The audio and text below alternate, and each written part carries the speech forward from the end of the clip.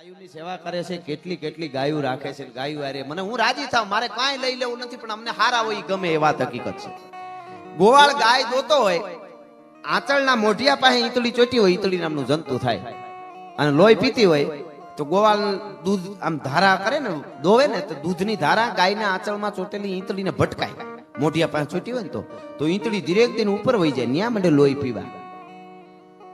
હવે બે ઘૂંટડા દૂધ ના લે તો કઈ ગોવાળ ના ન પાડે ઈતળીને, પણ અમુક જૈનમાં જ લોહી પીવો હોય, એને તમે દૂધ પીવરાવો, અમૃત પીવરાવો, એને કઈ લેવા દેવા જ નથી, એને સટકા જ ભરવા નથી. આમે ગુગલું બોલ્યું છે હમણાં 2 દી પહેલા, સનાતન ધર્મ ને કે ડેંગ્યુ જેવું છે ને ઓલું છે, તારી પેઢીયું 1300 ને 1500 વર્ષથી મથે છે, કાંઈ ફેર નથી પડવાનો, તું તારી તૈયારી રાખજે. આ તો હકીકત વાત છે. કેટલાય મથ્યા ને કેટલાય આવ્યા ને કેટલાય વયા ગયા. બાપ બાપ હોતા હે, પણ એને હાવ રાક્ષસી વૃત્તિ અંદરથી આવે ને પછી રેવાય નહીં. હા, બહુ ધન આવ્યા પછી સ્થિરતા રાખવી ની બહુ મોટી વાત છે, નકર રવાય જ નહીં. હા, પણ કોકનો આધાર જોઈએ એ વાત હકીકત છે. દ્વારકા વાળાનો શિવનો આધાર વગર, હું તમને એક દાખલો આપું કે 1.5 ફૂટ લાંબી લાદી, આપણે લાદી કહીએ સ્ટાઇલ જે હોય લાદી, 1.5 ફૂટ આમ લપોળીને 1.5 ફૂટ આમ એવી લાદી કોઈ લઈ આવીને રાખી દે અને આપણને કે 1 કલાક આના ઉપર 2 પગ ભેળા રાખીને ઊભી જાવ, તો આપણે ઊભી જાય કે નહીં? બધાય ઊભી જાય. લાદી અહીંયા પડી હોય, આપણા પગ રીએ એવી 1.5 ફૂટ આમ પોળી 1.5 ફૂટ આમ, ઈ લાદી ઉપર 2 પગ રાખીને ઊભા રાખે તો આપણે 1 કલાક ઊભા રહી શકીએ. એમાં શું વાંધો? તો તમે એમ માનો છો કે આપણું શરીરની તાકાતથી આપણે ઊભા રહી છીએ? શરીરની તાકાતથી નથી, મનની જે તાકાત છે. હવે જો શરીરની તાકાતથી જ ઊભા રહી શકતા હોય તો ઈ લાદી ઓલી જે લાઈટ બનાવવાની અત્યારે આ સકીયું ફરે છે એના મોઢા ઉપર એની ટોચ ઉપર ફિટ કરે લોઢાની, આલો ને એવડી લાદી બનાવે અને ન્યા વેલ્ડિંગ કરીને રાખે. પછી ન્યા કીધું હોય તો અહીંયા ઉભો રહે 10 મિનિટ. હવે ઈ તો અહીંયા ઉભા હતા એમ જ ન્યા ઊભું જોઈએ ન કરતો. જો આપણું શરીરની જ તાકાત હોય ઊભી જવાની તો ન્યાય નો ન્યા ઉભી હગાય? 1 મિનિટે નો ઉભા. અરે આવડી લાદીમાં કેમ ઊભું? ઉલાળીઓ થઈ જાય. શું કામે? ન્યા કોઈ આધાર નથી. અહીંયા ખબર છે ચારે બાજુ ધરતી છે, એમ દ્વારકા વાળાનો આધાર હશે ને તો તમે ક્યાંય ડગાવી નહીં શકે કોઈ. બાકી કેટલાય ફંગોળિયા થઈ ગયા અને હજી આગળ કેટલાય ફંગોળિયા થઈ જાય. એ દ્વારકા વાળો છે, એ દ્વારકાધીશ છે અને એ સનાતન પરંપરા છે. એ સનાતન પરંપરા નો ભૂહાય એના માટેના આપણા સાંસ્કૃતિક કાર્યક્રમો બધા થાય છે. રમતગમત વિભાગથી લઈ અને બધાય જેટલા આયોજકમાં સરકારશ્રીથી લઈ અને આ બધાયનું આ આયોજન આખું છે, આખી આયોજન કમિટી, એટલે એમાં બધું આવી ગયું. એમને ધન્યવાદ આપું છું કે આવા સાંસ્કૃતિક કાર્યક્રમો આ બહુ જરૂરી છે, બહુ. નહીતર દુનિયાના જેટલા ફિલોસોફરો થયા છે, ઇતિહાસકારો થયા છે, એને એક જ વાત કરી કે દુનિયાના કોઈ દેશને તમારે પાયમાલ બનાવી દેવો હોય તો એના ઉપર અણુ બોમ્બ નાખશો તો પાયમાલ નહીં બને, પાછો ઉભો થઈ જશે. જાપાન થઈ ગયું ને ઉભું. દુનિયાના કોઈ દેશને તમારે પાયમાલ બનાવી દેવો હોય તો અણુ બોમ્બ નાખશો તોય નહીં બને. પણ જેટલા વિદ્વાનો છે આ દુનિયાને કીધું ઈ કહું છું, મારી વાત નથી.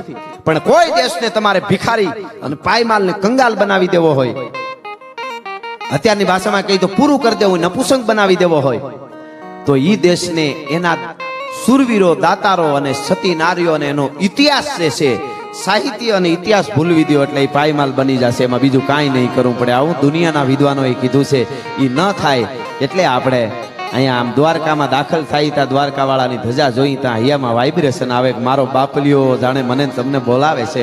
5,000 વર્ષ વયા ગયા પછી આજ પણ નંદભાઈઓ, કથામાં નંદભાઈઓ હોય કે આ ગોકળાષ્ટમ આવે, જન્માષ્ટમી આવે તો મને તમને ખેંચાણ કરતો હોય. કયું તત્વ બ્રહ્માંડ અખિલ બ્રહ્માંડના માલિકનું ઉતર્યું હશે અહીંયા કાયમના માટે. અર્જુનને કુરુક્ષેત્રના મેદાનમાં સંબોધીને આપણને બધાને કીધું છે કે હું તારી હારે છું. 11મી અધ્યાય દિવ્ય ચક્ષુદે દિખાયો રૂપ કહેતે શીશ નેત્ર પાય કહેતે ભુજ ધારી હે અને સૂર્ય ચંદ્ર અગ્નિ જैसे શસ્ત્રો और भूषण है અને દાતન કી રેખ બીચ મરી શેન સારી હે.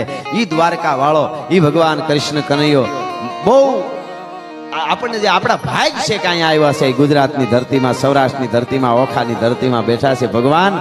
એ ભગવાન અને આ દ્વારકા નગરી તો અહીંયા 7 પવિત્ર નદીઓમાંની નદી અહીંયા છે, 7 પવિત્ર નગરીઓમાંથી નગરી અહીંયા છે, અહીંયા 7 દરિયા છે દુનિયાના પવિત્ર આપણા, એમાંથી પવિત્ર દરિયો અહીંયા છે. ઈ દ્વારકા નગરી છે. તો આજની રઢિયાળી રાત લોક સંસ્કૃતિની વાતો આપના સમક્ષ જે મારી પાસે છે એ આપ બધા જેટલા અહીં સમય દેવા માટે આવ્યા છો, આપ બધાનો અહીં ખૂબ ખૂબ આભાર માની દુહાસનથી શરૂઆત કરી અને મોજ આવે એવી આપણે અહીંયાથી વાતો કરીશું. એટલા માટે તો ઈ ધકમાર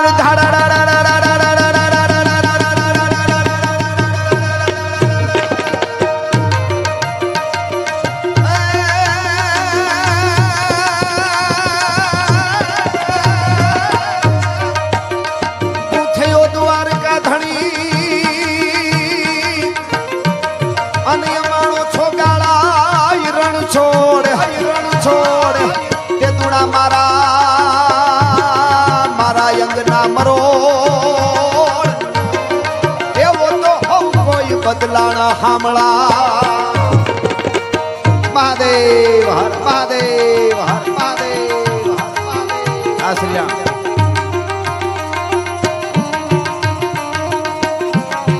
હા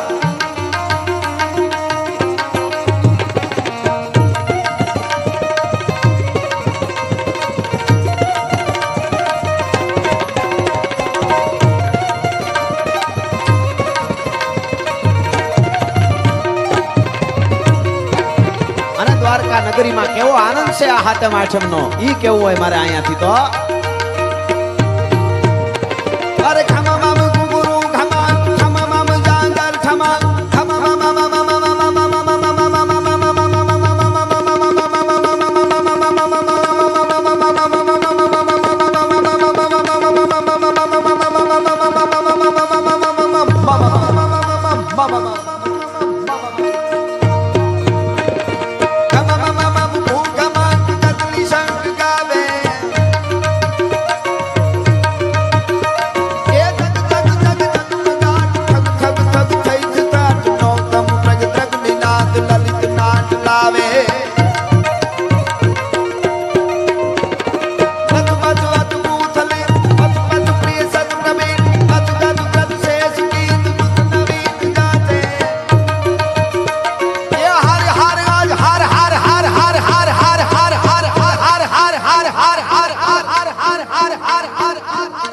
દ્વારકાધીશના સાનિધ્યમાં બેઠા છે ગોમતીને કાંઠે અને શ્રાવણ મહિનો શિવનો મહિનો ચાલે છે જેટલા બેઠા છે આમ બહારથી સાંભળે છે ઊભા ઊભા ગ્રાઉન્ડ બહાર ઊભા છે ફરતા અહીંથી દેખાય છે બધાને વિનંતી બે હાથ ઊંચા કરી બે હાથ અને એકવાર એવો હર હર હર આપણે નાદ કરીએ દાદા સોમનાથ સુધી નાદ પૂગે અને પાકિસ્તાન સુધી પડકારો પૂગે એવા વાઇબ્રેશનો થવા જોઈએ ઓખાની ધરતીમાં એવા બે હાથ ઊંચા કરીને મારે હર હર નો નાદ કરજો હર હર હર હર હર હર હર હર હર હર હર હર હર હર હર હર હર હર શિવ શિવ શિવ શિવ હર હર હર મેર મેર સદસુર બેર બેર હર ગડ ગડ બેર બેર ગડવાર નામે જય હો જય હો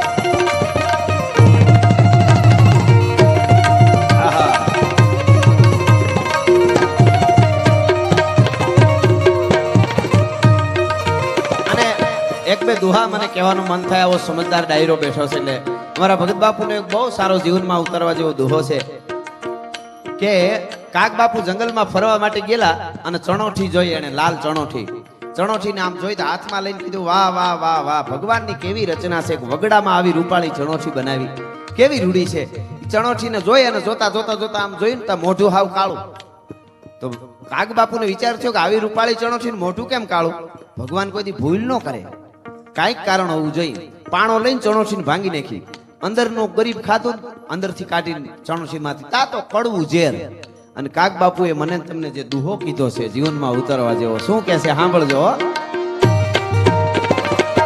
પણ મેં દુખતે ચણોઠડી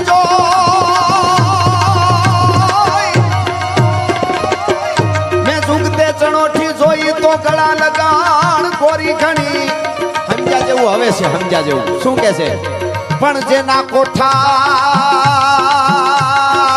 કોઠા કડવા હોય એનું કાળું મોઢું કાગડા દેખાતા હોય હારા રૂપાળા પણ જેના કોઠા કડવા હોય એનું કાળું મોઢું એના કરતા ભફકાવીને કહી દે મોઢા મોઢ કે આ કહી દે પણ ઈ જ હાથું છે ભલા માણસ એટલા માટે